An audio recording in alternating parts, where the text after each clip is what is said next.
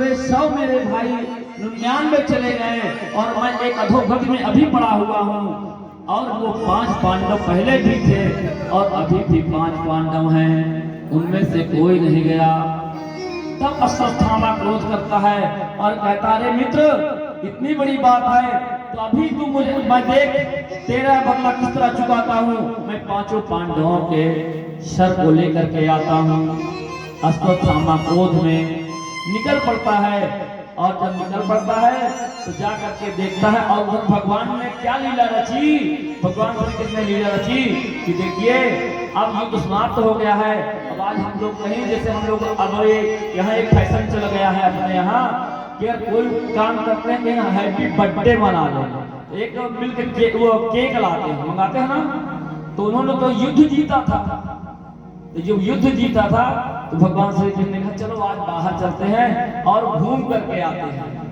तो भगवान श्री कृष्ण 5 पांडवों को लेकर के चले जाते हैं।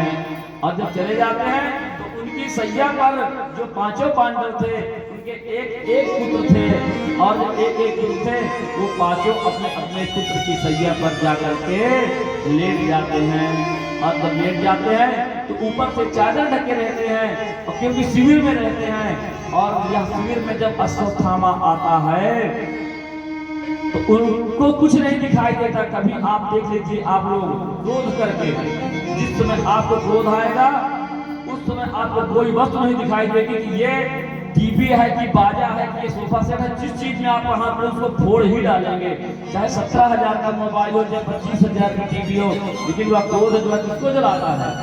अपने आप को ही जलाता है। तो आज वही दशा अश्वत्थामा की है। अश्वत्थामा क्रोध में भरा हुआ है और आकर के 5 पांडवों के पुत्र को गला काट लेता है और गला काट करके दुर्योधन के पास ले जाता है। और जब दुर्योधन के पास ले जाता है और दुर्योधन से कहता है कि ये देखिए मैं 5 पांडवों का सर लेकर के आया हूं। तो जैसे ही दुर्योधन वहां देखता है, वह दुर्योधन वहां देख करके रोने लगता है और कहता है ये तुमने क्या कर दिया मित्र,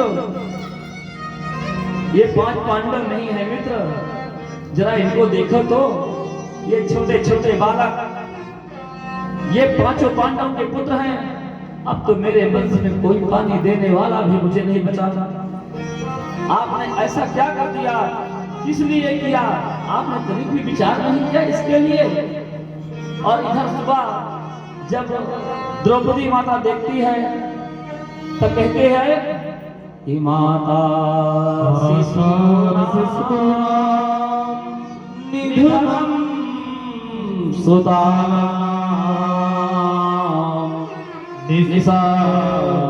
घोरा परिताप्यमाना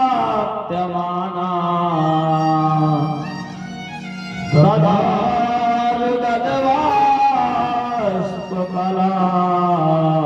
कुलाक्षी तां सान्त्वया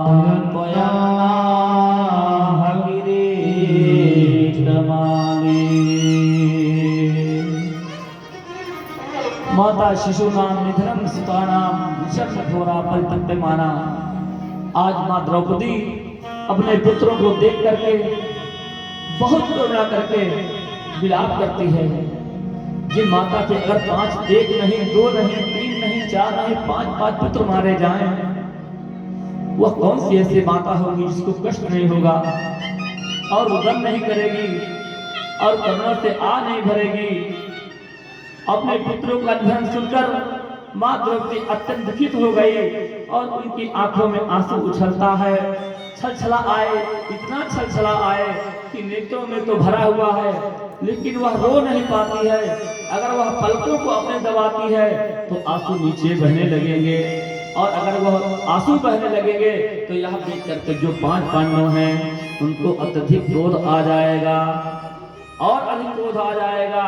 तो अर्जुन ने उन्हें सांत्वना देते हुए कहा, है कल्याणी, मैं तुम्हारे आंसू तब पोंछूंगा जब उस आतताई ब्राह्मण का सिर गांधी धनुष के बाणों से काटकर तुम्हें भेंट करूंगा और पुत्रों की अंत्येष्टि क्रिया के बाद तुम उस पर पैर रखकर स्नान करोगे। इधर अर्जुन ने भगवान श्री कृष्ण को लेकर के चल दिए अश्वत्थामा को खोजते हुए। और जब अश्वत्थामा के सामने गए, अश्वत्थामा ने ब्रह्मास्त्र चला दिया और ब्रह्मास्त्र अर्जुन ने भी चलाया। दोनों का ब्रह्मास्त्र को काटा और ब्रह्मास्त्र को काटने के पश्चात भगवान